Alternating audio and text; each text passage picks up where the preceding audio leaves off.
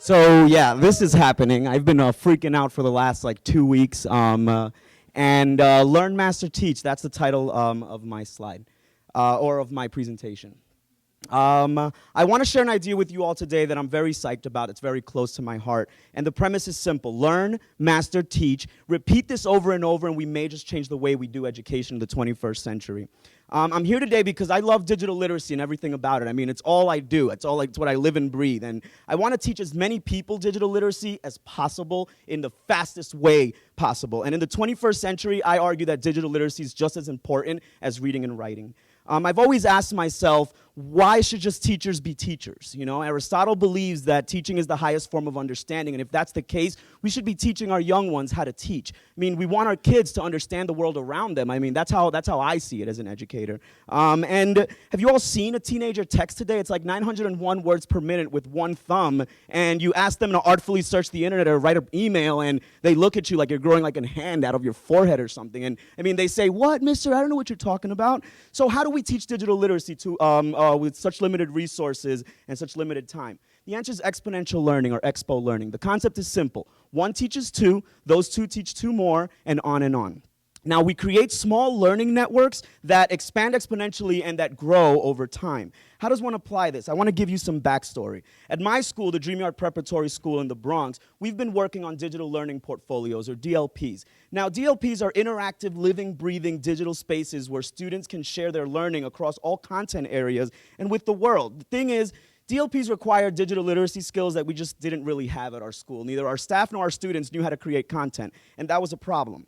So, the high demand in skills required a completely radical and different approach, an aggressive approach for teaching skills because we had limited resources. So we have an amazing group. This is our mouse squad, our young group of techies who identify as techies at heart. And these students have an identity, a sense of passion and pride, the likes of which you've never seen before in our school. And what we were missing was a purpose.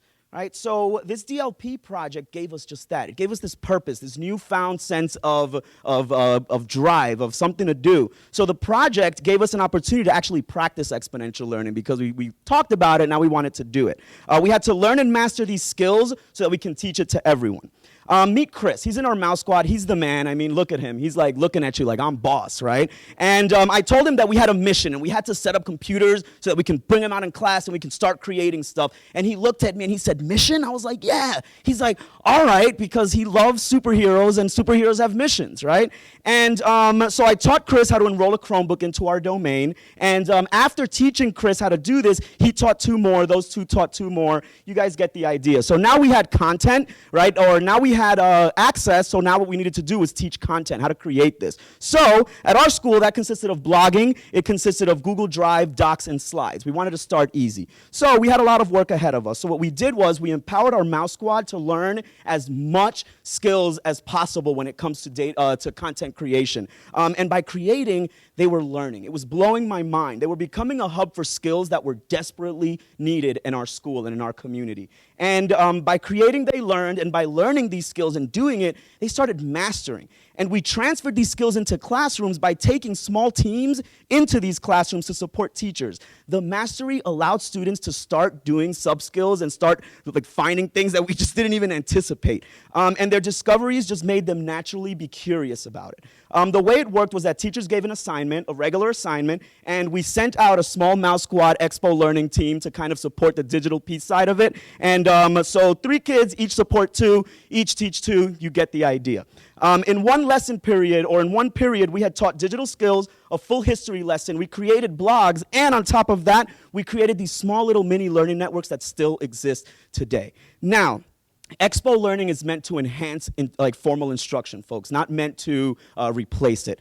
So next year, what we'll be doing is we'll be exploring expo teaching, right? So we're going to have our kids teach our teachers how to use digital literacy skills so that they can in turn teach them how to teach and how to master or how to assess mastery.